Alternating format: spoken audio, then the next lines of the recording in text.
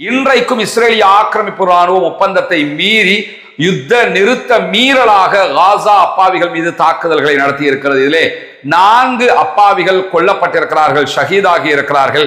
8 சகோதரர்கள் படுகாயம் அடைந்திருக்கிறார்கள் என்கிற கவலைக்குரிய செய்திகள் வெளியாகி இருக்கக்கூடிய சூழல்ல ஈரானுக்கும் அமெரிக்காவுக்கும் இடையில ஒரு ஒப்பந்தம் ஏற்பட்டிருக்கிறது. இந்த ஒப்பந்தத்தினுடைய டெக்னிக்கல் ரீதியிலான முதல் கட்ட பேச்சுவார்த்தைகள் ஆல்ரெடி ஸ்வீடன்ல நடைபெற்றது நமக்கெல்லாம் தெரியும்.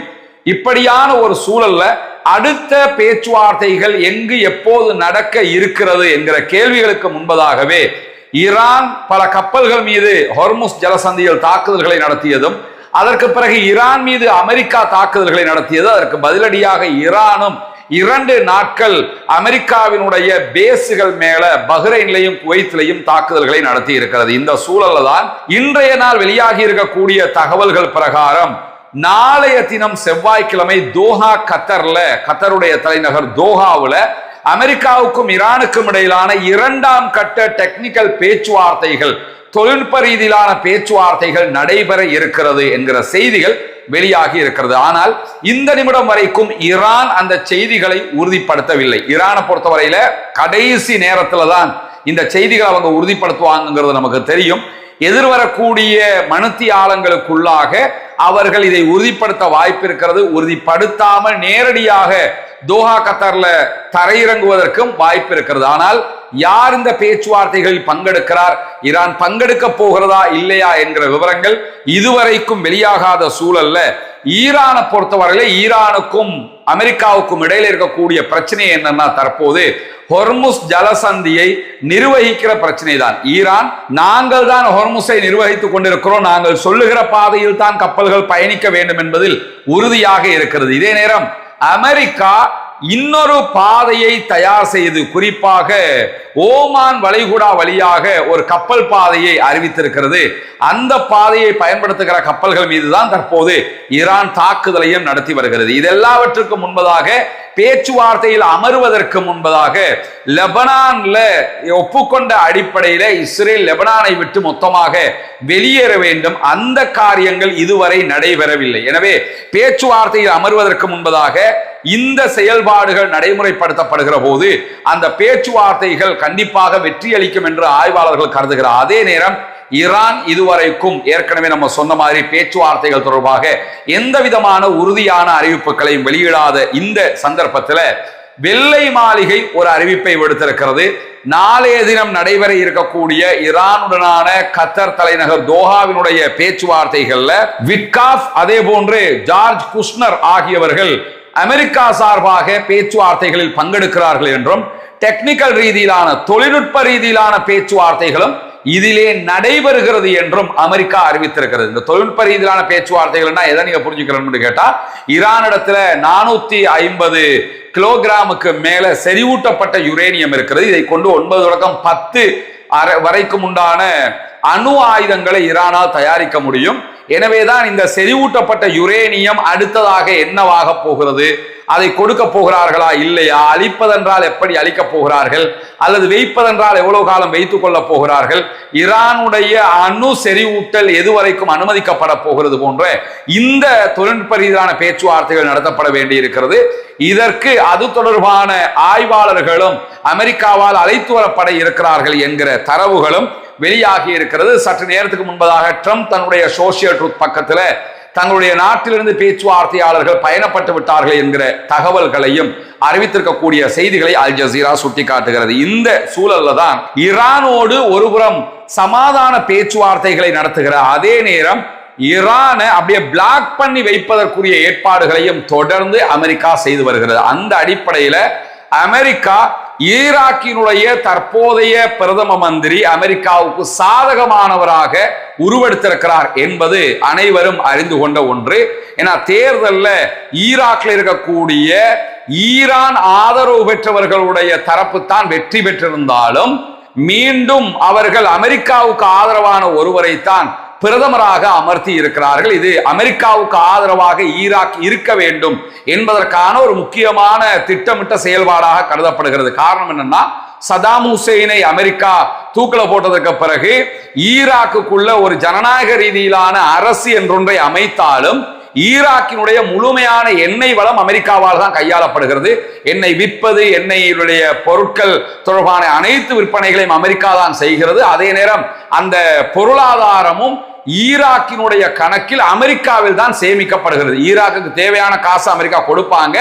அதே நேரம் மற்ற எல்லா பணத்தையும் அமெரிக்காவில் தான் அவங்க வச்சுக்கிடுவாங்க. அதை கையாளுகிற உரிமையை அவங்க தான் வச்சுக்கிட்டு இருக்கிறாங்க. இந்த நிலையில தான் தங்களுக்கு சாதகமான ஒருவரை பிரதமராக நியமித்திருக்கக்கூடிய சூழல்ல அந்த நபருக்கு ஆதரவான தரப்பினர் என்ன பண்றாங்கன்னு கேட்டா, ஈரானுக்கு ஆதரவாக இருக்கக்கூடியவர்களை முடக்கக்கூடிய காரியங்களில் ஈடுபடுகிறார்கள் என்கிற செய்திகள் வெளியாகிறது. குறிப்பாக ஈரான் ஆதரவு பெற்ற ஆயுத குழுக்கள் தங்களுடைய ஆயுதங்களை செப்டம்பர் 30 கைவிட வேண்டும் என்று சொல்லி ஈராக்கினுடைய புதிய பிரதமராக தெரிவு செய்யப்பட்டிருக்கக்கூடிய அலி அல் ஜெய்தி இன்றைய நாள் அமெரிக்காவுக்கு பயணம் மேற்கொள்கிறார். பயணம் மேற்கொள்வதற்கு முன்பதாக ஊடகங்களுக்கு பேசுகிற நேரத்தில் இந்த தகவல்களை சொல்லி இருக்கிறார். செப்டம்பர் 30 முன்பதாக ஆயுதங்களை கைவிடணுங்கிறார். ஒப்பந்தம் போட்டு கைவிட சொல்லியே ஹிஸ்புல்லா விட மாட்டேன்னு இருக்கிறான். இவர் போற போக்குல மீடியாவில் பேசிட்டு போனா மட்டும் ஆயுதங்களை கைவிட்டுருவாங்களா? நிச்சயமாக அது நடக்க போவதில்லை.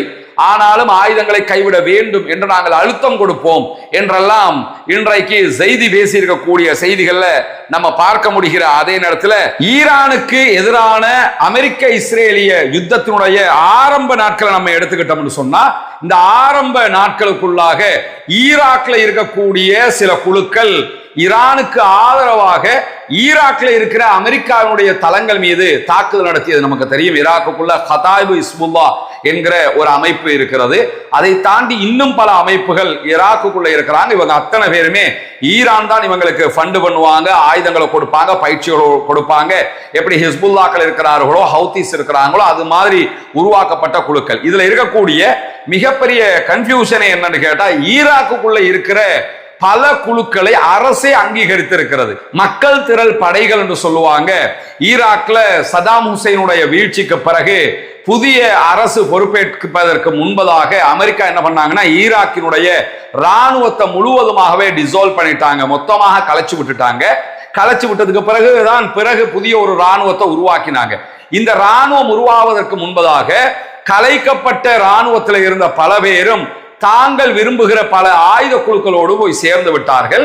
இந்த ஆயுத குழுக்கள் இருக்கக்கூடிய அத்தனை பேரையுமே மக்கள் திரள் படை என்று சொல்லி மீண்டும் புதிய ராணுவத்தை உருவாக்குற நேரத்தில் ஈராக் தங்களோடு இணைத்துக் கொண்டது. ஈராக்கினுடைய ராணுவமாக அவங்க இருப்பாங்க, அதே நேரம் தனியான அமைப்பாகவும் அவங்க செயல்படுவாங்க. எனவே அவங்க ஆயுதத்தை கைவிட வைப்பது என்பது ஈராக்ல ரொம்ப ரொம்ப அசாத்தியமானது என்பதை ஈராக் புரிந்து கொண்டிருக்கக்கூடிய சூழலில் தான் ஈராக்கினுடைய பிரதமர் இப்படியான ஒரு கண்துடைப்பு அறிவிப்பை விடுத்திருக்கிறார் என்கிற செய்திகள் வெளியாகிற அதே நேரத்தில் நமக்கு தெரியும், லெபனான்ல ஹிஸ்புல்லாக்கள் ஆயுதங்களை கைவிட வேண்டும், ஹிஸ்புல்லாக்கள் அமைதியாக வேண்டும். லெபனானுடைய ராணுவம் தான் லெபனானுடைய ஆட்சிக்கு பொறுப்பாக ஆயுதங்களை கையிலே வைத்திருக்க வேண்டும் என்றெல்லாம் இஸ்ரேலுக்கு ஆதரவாக லெபனானும் இஸ்ரேலும் அமெரிக்காவினுடைய தயவுல ஒரு ஒப்பந்தத்தை செய்திருக்கிறார்கள். இந்த ஒப்பந்தத்தை ஹிஸ்புல்லாக்கள் ஒருபோதும் ஏற்றுக்கொள்ள மாட்டோம் என்று அறிவித்து விட்டார்கள். ஆயுதங்களை கைவிட முடியாது, நாங்கள் தான் இஸ்ரேலுக்கு எதிரான லெபனானுடைய பாதுகாவலர்கள் என்பதை மீண்டும் மீண்டும் ஹிஸ்புல்லாக்கள் மட்டுமல்ல, லெபனானில் இருக்கக்கூடிய மக்களே சொல்லி வருகிறார்கள்.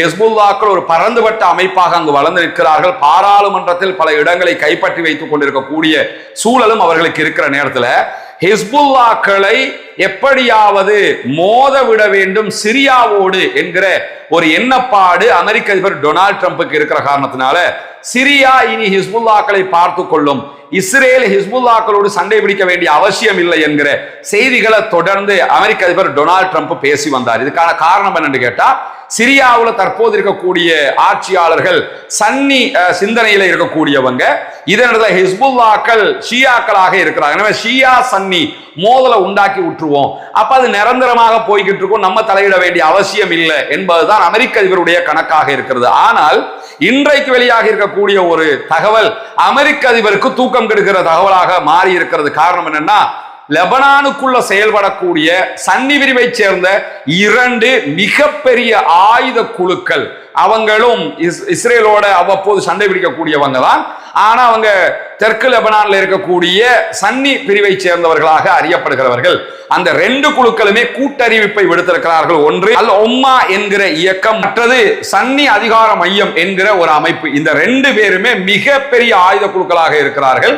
இவர்கள் இருவருமே நாங்கள் ஹிஸ்புல்லாக்கு ஆதரவாக இருக்கிறோம், ஹிஸ்புல்லாக்கள் ஆயுதங்களை கைவிடக் கூடாது, ஹிஸ்புல்லாக்கள் இருப்பதுதான் லெபனானுக்கு பாதுகாப்பு, இஸ்ரேலுக்கு எதிராக ஹிஸ்புல்லாக்கள் தான் அங்கு போரிட முடியும் என்பதை வலியுறுத்தி சொல்லி இருக்கிறார்கள். எனவே மீண்டும் மீண்டும் மத்திய கிழக்குக்குள்ள ஷியா சன்னி சண்டையை உண்டாக்கிவிட்டு மத்திய கிழக்குல இருந்து சம்பாதிக்கலாம் என்கிற அமெரிக்க இஸ்ரேலிய கனவு இந்த இடங்கள்ல எல்லாம் தவிடுபொடியாகிறது என்பதை நாம் புரிந்து கொள்ளுகிற அதே நேரம் ஈரானுக்கு புதிய அதிகார உணர்வு ஏற்பட்டிருக்கிறது இந்த யுத்தத்தின் பின்னால் என்று சொல்லி அமெரிக்காவினுடைய முன்னாள் வெளியுறவு செயலாளராக செயல்பட்ட ஜான் கெரி விடுத்திருக்கக்கூடிய அறிவிப்புல இன்றைக்கு சொல்லி இருக்கிறார். 2013 இருந்து 2017 வரைக்கும் ஜான் கெரி அமெரிக்காவினுடைய வெளிவிவகார செயலாளராக செயல்பட்டார். உலகம் முழுவதும் ஒரு பிரபலமான மனிதராக அறியப்பட்டார். அவர் தற்போது இந்த யுத்த நிறுத்தம் தொடர்பான தன்னுடைய கருத்துக்களை வெளியிட்டிருக்கக்கூடிய சூழல்ல இந்த யுத்தத்தில் ஈரான் தன்னை தற்காத்து கொண்டது, ஈரான் ஜெயிச்சிருச்சுன்னு அவர் சொன்ன அவருக்கு சிக்கலாகுங்கிறதுனால என்ன பண்றாருன்னா ஈரான் தன்னை தற்காத்து கொண்டது அப்படின்னா என்ன அர்த்தம் கேட்டா ஈரான் அழியலன்னா ஈரான் தோக்கலன்னு அர்த்தம். ஈரான் தன்னை தற்காத்து கொண்டது, அதனால் ஈரானுக்கு ஒரு புதிய அதிகார உணர்வு ஏற்பட்டிருக்கிறது அப்படின்னு சொல்லக்கூடிய ஜான் கெரி என்ன சொல்றாருன்னா சமச்சீரற்ற ஒரு யுத்தத்தை ஈரான் மிக தெளிவாக புரிந்து கொண்டது. இப்படித்தான் யுத்தம் போகணும்னு உலகத்து ஒரு விதி இருந்தால் அந்த விதியில ஈரான் போகல. ஒரு எந்த விதமான சமச்சீரும் இல்லாத உடைந்து நொறுங்கிய ஒரு யுத்தத்தை தான் ஈரான் செய்து கொள்கிறது. குறிப்பாக இந்த யுத்தம் தான் வெற்றியை தரும் என்பதையும் ஈரான் புரிந்து கொண்டுதான் இந்த யுத்தத்தில் நுழைந்தது, வெற்றியும் அடைந்திருக்கிறது என்கிற செய்திகளை ஜான் கெரி சொல்லிக்கொண்டு இந்த யுக்தியை அமெரிக்கா புரிந்து கொண்டால் மட்டும்தான் ஈரானோடு நாம் வெல்ல முடியும் என்பதையும் இன்றைக்கு ஒரு அறிவிப்பாக அவர் சொல்லி இருக்கிறத நம்ம பார்க்க முடிகிற அதே நேரம் இன்றைக்கு வெளியாக இருக்கக்கூடிய இன்னும் ஒரு முக்கியமான செய்தி என்னன்னு கேட்டா நேட்டோ நாடுகளுடைய கூட்டமைப்பின் கூட்டத்தொடர் நடைபெற்று வருகிறது. அதிலே பங்கெடுத்து பேசியிருக்கிறார் துருக்கியினுடைய அதிபர் அர்துகான் அவர்கள். அர்துகானையும் துருக்கியையும் பொறுத்தவரையில நேட்டோவில் இருக்கக்கூடிய ஒரே இஸ்லாமிய நாடாக துருக்கியை தான் நம்ம பார்க்க முடியும். துருக்கியை தவிர வேறு எந்த நாடுகளையும் நேட்டோவுக்குள்ள நேரடியாக அமெரிக்கா இணைத்துக் கொள்ளவில்லை. இதே நேரம் நேட்டோவில் இருக்கிற ரொம்ப பலம் பொருந்திய ராணுவ அமைப்பாகவும் துருக்கி தான் இருக்கிறாங்க. அமெரிக்காவுக்கு அடுத்து அதிகமான ஆயுத பங்களிப்பை நேட்டோவுக்கு செய்யக்கூடியவங்க துருக்கி தான். அதே போன்று அதிகமான ராணுவத்தை இணைத்திருப்பவர்களும் துருக்கி தான். இந்த நிலையில தான் துருக்கி அனுமதிக்காமல் யாரும் நேட்டோவுக்குள் நுழைய முடியாது. குறிப்பாக உக்ரைன் நேட்டோவில் இணைய வந்த நேரத்திலையும் இந்த வாரெல்லாம் நடக்கிறது, உக்ரைன் ரஷ்யா வாரே இந்த நேட்டோவில் இணைய போனதுனால்தான். அதே நேரம் துருக்கி அனுமதிக்காமல் நேட்டோவுக்குள்ள உக்ரைனால் இணைய முடியாது. நேட்டோ நாடுகளுக்குள்ள வரணுமா இருந்த அந்த கூட்டமைப்புக்குள்ள அந்த நாடுகளில் எந்த ஒன்றும் எதிர்க்காமல் இருக்க வேண்டும். ஆனால் துருக்கி உக்ரைனை இணைப்பதற்கு எதிராகவே தன்னுடைய நிலைப்பாட்டை கொண்டிருக்கிறது. அதனால் உக்ரைனால் இணைய முடியவில்லை. இதே நேரம் இந்த தடவை இஸ்ரேல் நடத்திய காசா வாராக இருந்தாலும் அதே நேரத்தில் இஸ்ரேலால் நடத்தப்பட்ட அமெரிக்காவும் இணைந்து நடத்திய ஈரானுக்கு எதிரான யுத்தமாக இருந்தாலும் நேட்டோ நாடுகளை அழைச்ச நேரத்தில் கூட நேட்டோ நாடுகள் பங்கெடுக்காமைக்கு ஒரு முக்கிய காரணம் துருக்கி தான் என்பதை நாம் புரிந்து கொள்ள வேண்டும். துருக்கி அந்த இடத்துல கொஞ்சம் வழிவிட்டு இருந்தாங்கன்னா கூட ஈரானுக்கு எதிராக நேட்டோ கூட்டமைப்பு நாடுகள் தங்களுடைய ஆயுத பலத்தை பிரயோகித்திருப்பார்கள். ஆனா அவங்க வராம விட்டதுக்கான காரணம் துருக்கி. இந்த நிலையில தான் துருக்கியினுடைய அதிபர் அர்துகான் அவர்கள் நேரடியாக நேட்டோ கூட்டணி நாடுகளுடைய மாநாட்டில் உரையாற்றி இருக்கிறார். அதிலே பேசும்போது மிக தெளிவாக என்ன சொல்றாருன்னா உலக நிம்மதிக்கும் மத்திய கிழக்கினுடைய அமைதிக்கும் ஒரே தீர்வு என்னன்னு கேட்டா பாலஸ்தீனத்தை தனி நாடாக அங்கீகரிப்பதுதான். பாலஸ்தீன நிலங்களை இஸ்ரேல் கைப்பற்றி கொண்டு வருகிற காலம் எல்லாம் இது பிரச்சனையாகவே இருக்கும். இஸ்ரேலை அடக்கி பாலஸ்தீனத்தை தனி நாடாக நாம் மாற்றுகிற போதுதான் நிச்சயமாக மத்திய கிழக்கிலும் அமைதி பெறும், உலகிலும் நிம்மதி தோன்றும் என்கிற ஒரு அற்புதமான அழகான செய்தியை அர்துகான் அவர்கள் பதிய வைத்திருக்கிறார் என்கிற செய்திகளையும் இன்னைக்கு நம்ம பார்க்க முடியும். எனவே இன்றைக்கு வெளியாகி இருக்கக்கூடிய மிக முக்கியமான செய்திகளின் தொகுப்பை உங்களுக்கு மத்தியிலே கொண்டு வந்து தந்திருக்கிறோம்.